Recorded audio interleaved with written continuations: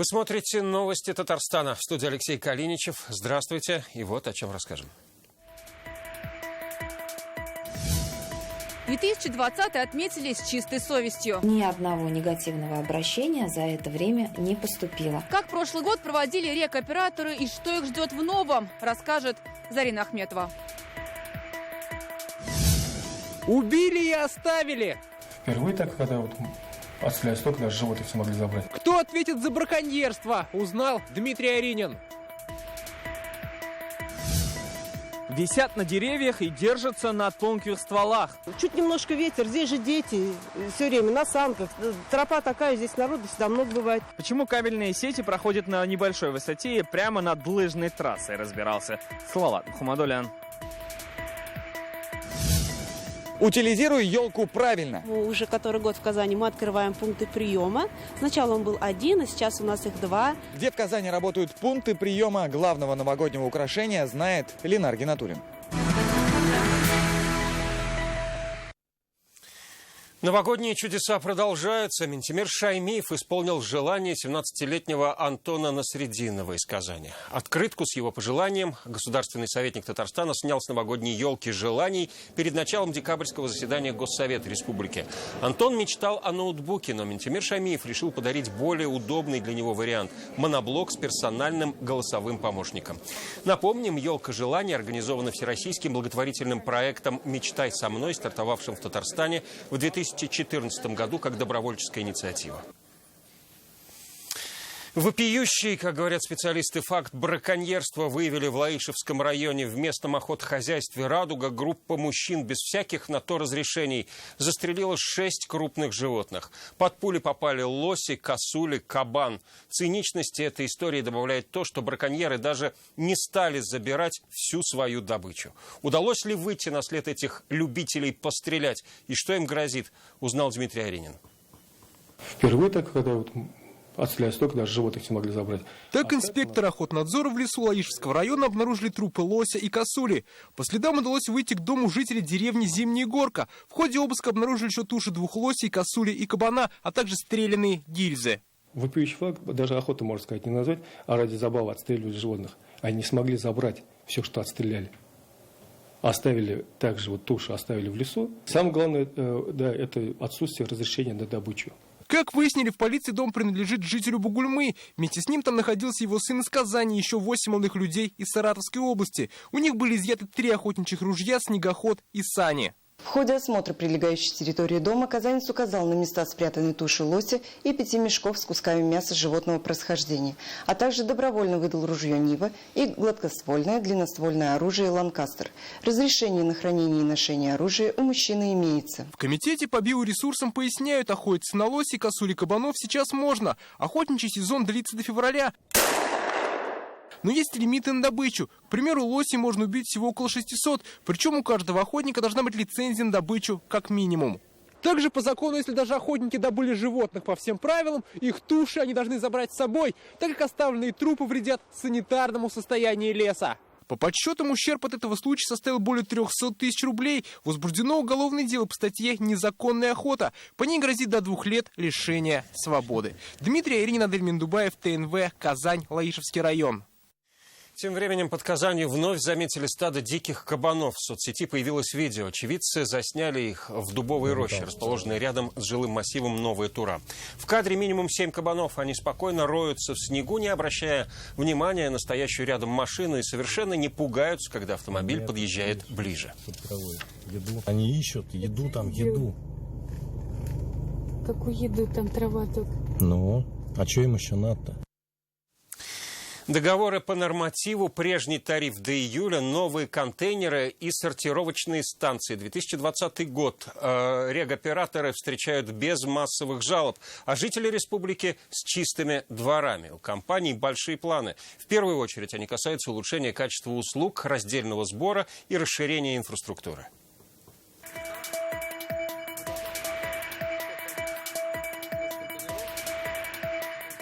Я когда подъезжаю, нажимаю просто «Прибыл», показывает то, что 4 контейнера, погрузка, то что После завершения погрузки я заканчиваю, еду показывать следующий адрес у нас. Для водителей мусоровоза этот планшет вроде ежедневника, где заполнены контейнеры, куда дальше ехать. В празднике пустых строчек в этом электронном блокноте не было. Работы много, результат – довольные жители. Даже Новый год я удивилась, я вышла.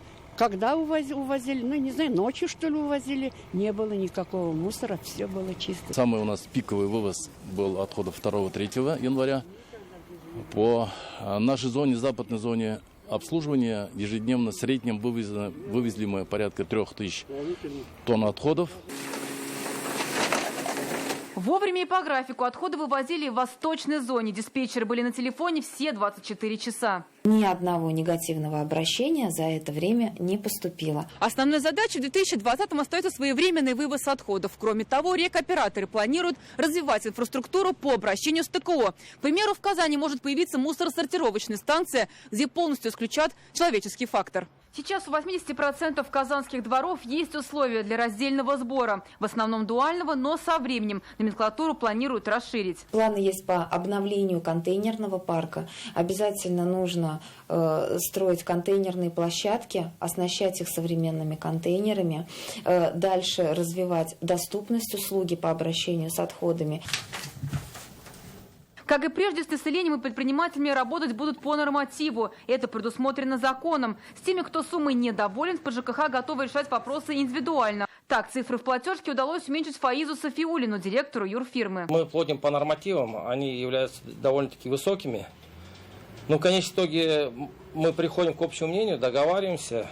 Цены, соответственно, они понижают. Все, у кого договора на вывоз не было, в 2020-м в любом случае придется заключить. Это касается и тех предпринимателей, которые содержат офисы на первом этаже домов и пользуются их мусорками. Уже в измененном виде июля 2019 года, который приняты жесткие санкции для тех, кто не хочет или игнорирует заключение договоров с нами. Что касается цен, то согласно постановлению Госкомитета по тарифам, повышение на вывоз ТБО не стоит ждать раньше июля. Зарина Ахметова, Ильшат Аюпов, Александр Лобанов, Рамиль Закиев, ТНВ, Набережные Челны, Казань. Вторая жизнь для главного новогоднего украшения. С завершением каникул жители начали избавляться от пожухлых зеленых красавиц. Кто в мусорку, кто на утилизацию, а кто на ферму. Куда можно отвезти символ Нового года, расскажет Ленар Гинатуллин. Ну, прощай.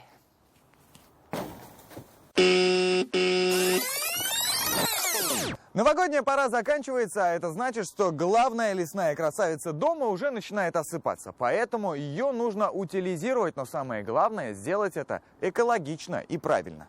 В Казани вот уже 4-й год открывают пункты приема елок. Одной из первых сдать новогодний символ приехала Айгуль Сайфутдинова.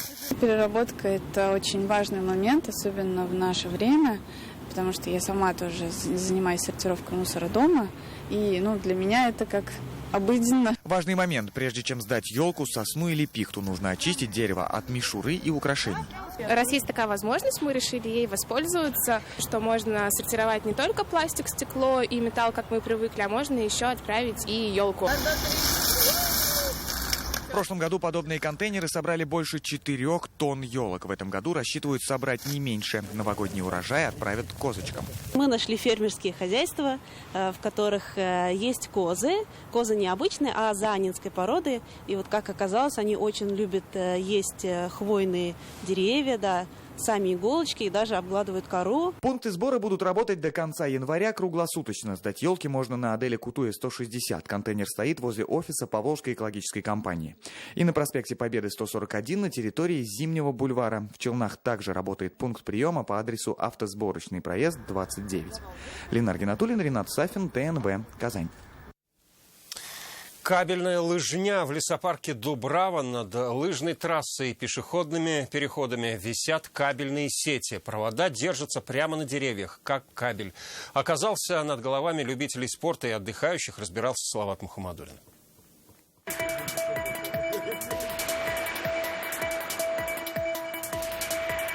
Как уж не опасно, вы посмотрите сами, они держатся на ветках, чуть немножко ветер, здесь же дети. Кто занимается скандинавской ходьбой, кто на лыжах, кто на ватрушке. На пути у всех над головами кабельные сети. Все бы ничего, но висят они прямо на деревьях.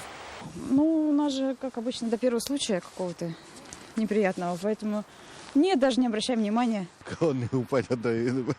Пока не упал, не Да, не сразу, да. А если упадет? Да, вот, конечно, об этом надо задуматься. Это, конечно, немножко странненько, что он вот там веревочкой привязан. Тоже.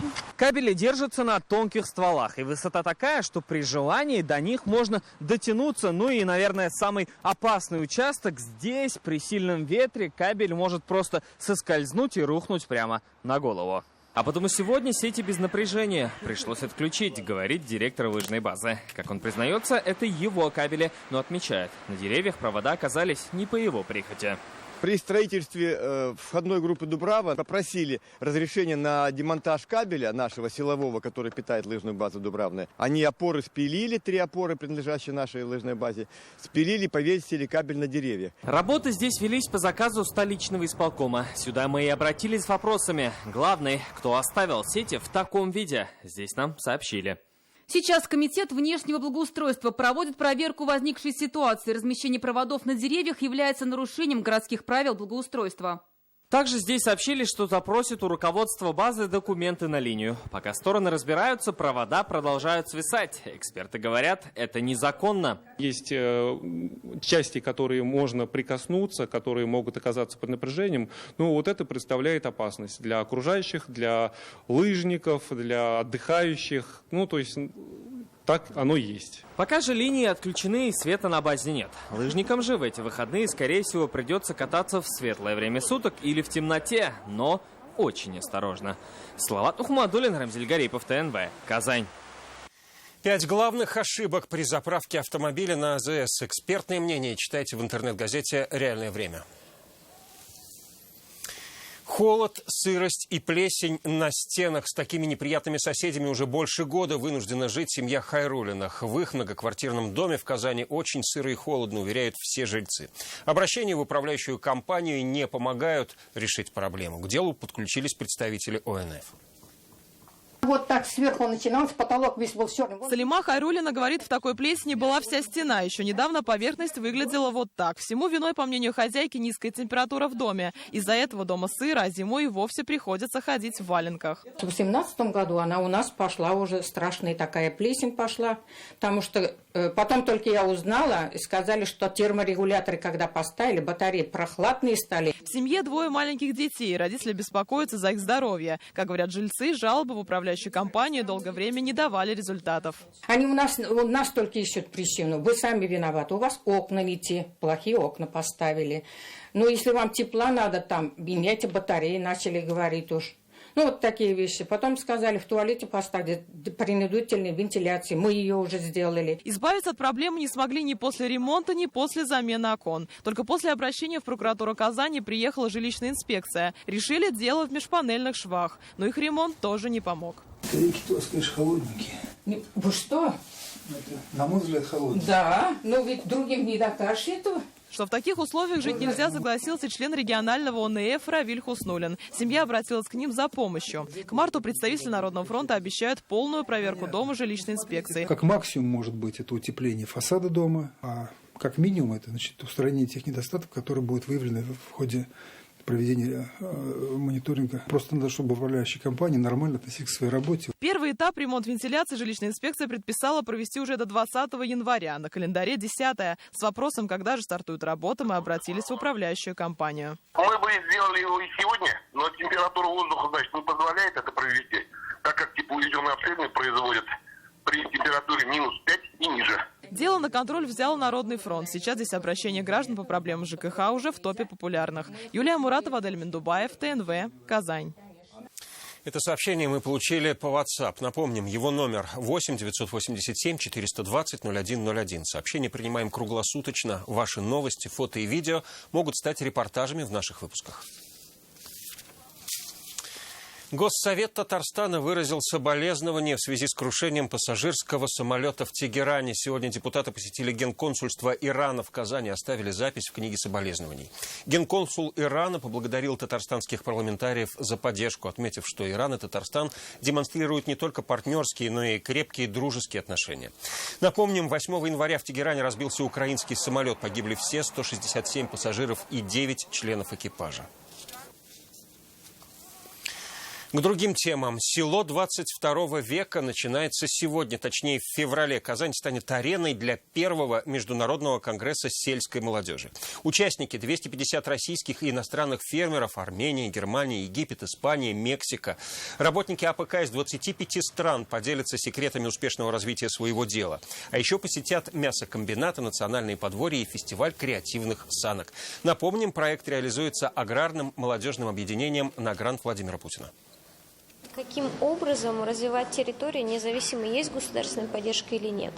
И важная задача – найти технологии, как можно вовлекать население в реализацию социальных проектов. Мясной комбинат на Мамадышке, куда мы везем наших коллег, это один из таких хороших примеров, когда создаются вот такие большие производственные площадки, на которых в том числе работает и сельская молодежь.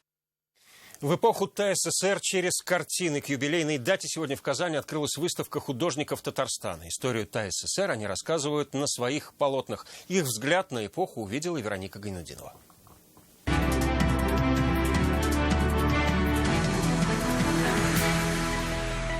Вот такого вы уже нигде не увидите. Историю ТССР через быт. Художник Михаил Кузнецов называет себя простым деревенским парнишкой. Вот и изображает простую сельскую жизнь. На его картинах его детство, его воспоминания об этой эпохе. Старый гусек, накрахмаленные вот эти вот старые занавески, тюлевые. Все вот это отражает как раз нашу историю.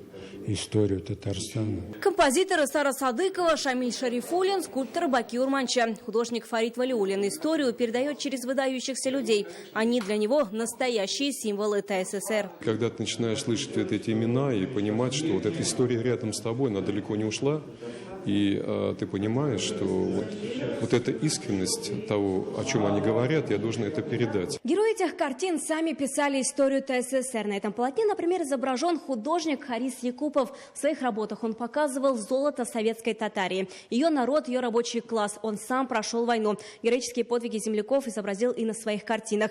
Он известен не только в Татарстане, но и по всей стране. 128 картин в коллекции. Здесь и спокойные пейзажи татарских сел, архитектура Казани и важная часть истории республики – Великая Отечественная война. У нас есть память того, что мы являемся детьми ТССР. У нас есть очень хорошее прошлое, очень богатая история. На выставке можно не только увидеть ТССР на картинах, но и пообщаться с художниками. Творческие встречи каждую среду в Союзе ветеранов Татарстана. Вероника Гайнутдинова, Данил Филатов, ТНВ, Казань. Он выходит на охоту, но не ради добычи. Ценнее кадр. Пенсионер Наиль Мансуров из Елабуги на мир теперь смотрит через объектив своей камеры. Правда, в его руках это настоящее ружье, а себя он называет фотоохотником. За кем он охотится и как увлечение детства стало хобби, расскажем прямо сейчас. Вот здесь на сосне я как-то шел утром, и сидит на ветке крупная птица. Мечту детства воплощает на пенсии. Всю жизнь работал врачом, а теперь берет в руки бинокль, ружье и на охоту. Фотоохоту. Выследить и добыть дичь для Наиля Мансурова. Не главное, важнее кадр. В его объективе летом бабочки, зимой птицы. Здесь вот как раз недалеко от этой посадки я проживаю. Каждый день я здесь гулял по утрам, дышал свежим воздухом и любовался природой. И потом решил заняться фотоохотой. Купил себе вот фоторужье. Ну, Шарик, будешь ты теперь фотоохотой заниматься.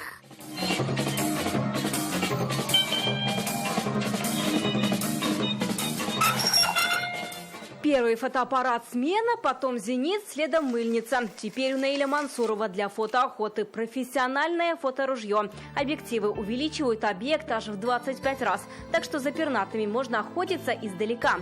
Дрозд, снегирь, дятел в кадр попадают и всем известные, и редкие птицы. Наиль Мансуров больше, чем фотограф, еще и настоящий орнитолог. Отсылаю свои фотографии в международный мониторинговый центр, который расположен в Калифорнии, в США. Они мониторят ситуацию с птицами по всему миру. Теперь Наиль Мансуров хочет увидеть через свой объектив другие страны. Планов много. А пока по ночам он охотится в космосе, наблюдает за звездами.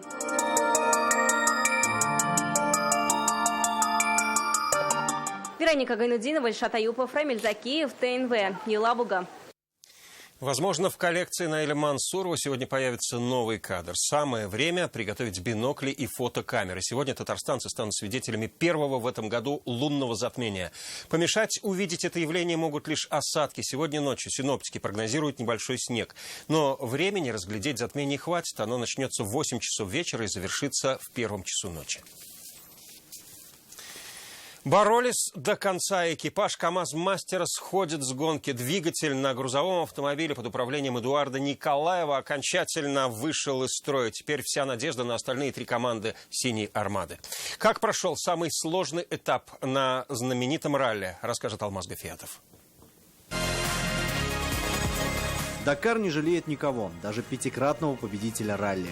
Казалось, после серьезной поломки двигателя механикам удалось восстановить автомобиль Эдуарда Николаева. Но то, что называли чудом, не произошло. Экипаж прощается с Дакаром в этом году.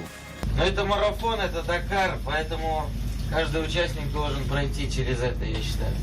Это, наверное, как сказать, ты не чемпион, если ты не сломался в пустыне, не сделал сам своими руками и не марафонец. Остальные команды в строю. Более того, наша тройка лидирует на протяжении последних этапов. А сюрпризы еще будут. Сегодня уже меньше камней, гораздо меньше, больше песчаных дорог. Высокие спуски крутые, о чем предупреждали организаторы. Но действительно, они местами прям такое ощущение, как будто под 90 градусов спуск. Старались аккуратно. Но, в принципе, в целом уже немного разнообразия, из-за этого интереснее. Конкуренты дышат в спину. Один из главных претендентов на золотого бедуина – белорус Сергей Вязович. Проколов у нас не было, навигации проблем нет. Видели на трассе, Ванкастер менял колесо на камнях на первом участке, и Гузик менял колесо в нейтрализации. Мы его предупреждали, чтобы так не делал, но он все равно менял. Дальше здесь песчаная дорога, для машины не опасно, но много на самом деле было опасных спусков не прописано. Завтра на Дакаре долгожданный выходной, а в воскресенье участников ждет самая длинная трасса в 546 километров песчаного и каменистого пути. Алмаз Гафиятов, Саудовская Аравия. Пока на этом все. Далее о погоде. Всего вам доброго.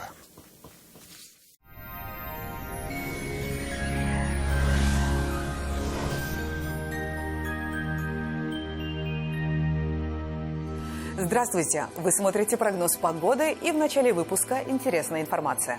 Компания «Данил Мастер» поздравляет жителей республики с Новым годом и дарит новогоднюю скидку 20% на кухню вашей мечты. Подробности на сайте danil-master.ru. Телефон в Казани 2 167 166. По данным сервиса Яндекс.Погода, пасмурная и слабоморозная погода сохранится на юго-востоке и в субботу. Местами небольшой снег – -4.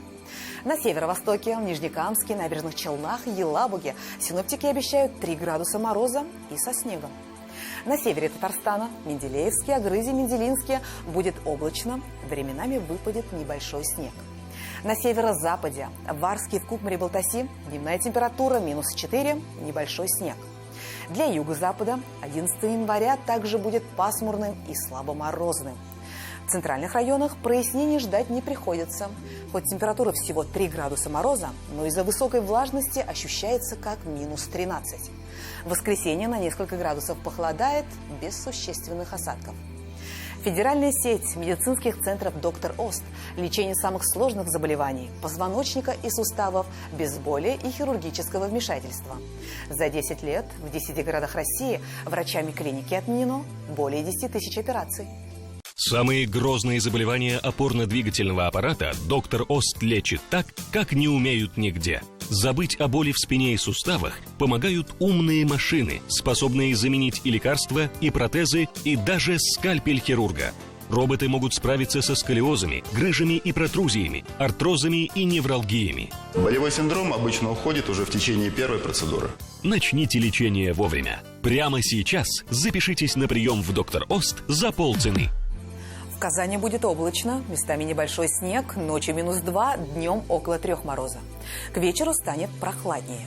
Ветер западный, умеренный до сильного. Атмосферное давление в пределах нормы 755 миллиметров ртутного столба, влажность воздуха 90%. Магнитное поле Земли спокойное. На дорогах сохраняется гололедица, берегите себя. О погоде все. В студии была Лейла Латыпова. Увидимся на ТНВ.